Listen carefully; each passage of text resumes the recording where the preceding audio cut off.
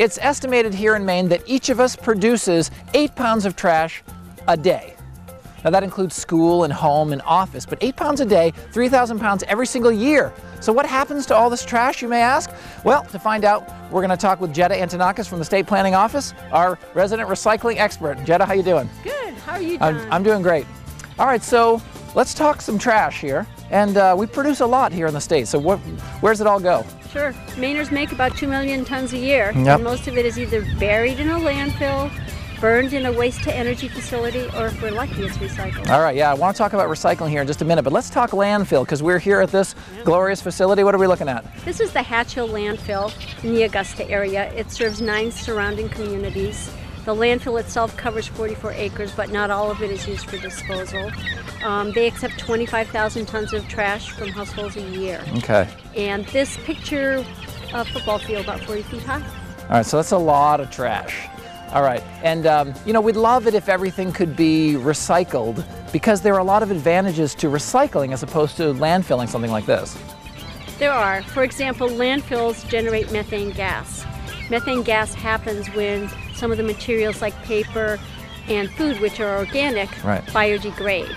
And methane gas now is considered 20 times more potent than carbon dioxide, greenhouse gas. And this is something I see up here on the ridge. I mean, there are vent pipes for methane gas because it can be dangerous. It can be at certain levels. It's combustible. Okay. Now I saw across the way there's a pond, and it doesn't look like anything I want to be taking a swim in anytime soon, but this is another byproduct of this process. Well, landfills have liquids that collect. We call that leachate. The liquid in a landfill is drained. At Hatch Hill, they have a pond where they collect it. 100 million gallons a year collected in that pond and piped off for treatment. Okay, then you need to treat it. This is a pollution unless we take care of it. And of course that costs money too. Okay. Well, up here at the landfill, they also recycle, which is fantastic. So it's not all just being thrown out. Yeah, they accept household items for recycling, the usual, the paper, the metal, the glass, the plastics. They take yard waste, they take wood, and then they have things that require special handling like tires, or shingles, electronics. Right. So they take a lot of things in, about 10,000 tons a year actually. Okay, and I would think by recycling, you can extend at least the life of this facility, because we do need landfills. That's a very good point. That 10,000 tons, you take 2 years of recycling, that's another year of the landfill. All right. Well, I'd love to spend some more time here at this facility, but we need to go out and talk recycling, find some solutions, and see what's actually being done out there.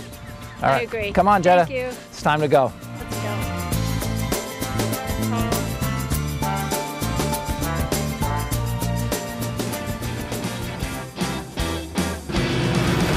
All right, Jetta, you brought me here to the Huhtamaki plant in Waterville.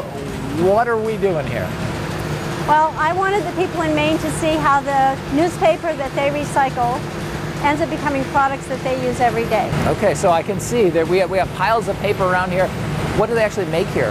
They make to-go trays, beverage trays, the things that you see at any typical takeout place. They're made right here in Waterville. About 425 people work here. All right, so how does the process work? How do we get from newspaper to one of these beauties? Very simple. You put your newspaper in the bin, either drop it off or it goes curbside.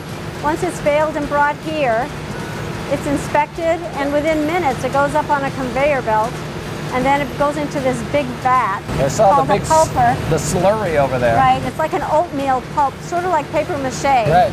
And that becomes these molded trays. All right. And now once these are made, can you recycle these? Can you actually do paper again and again? Yes, you can. Usually about 5 to 7 times is what the fibers are good for. All right. Now you were saying that if we just recycled all the newspaper in the States, that would be a spectacular thing. Well, all the paper, if we kept it all a recyclable paper, we'd easily meet the state's 50% recycling goal. All right, and we're not doing that right now? No, we're only recycling about 35% of our waste. Come on, people. So Jetta, if people want to learn more, get some tips of the trade, I know you guys have a great website. We do. It's MaineRecycles.com. All right. So, well, thanks for spending a little time with us again. It's great to see you.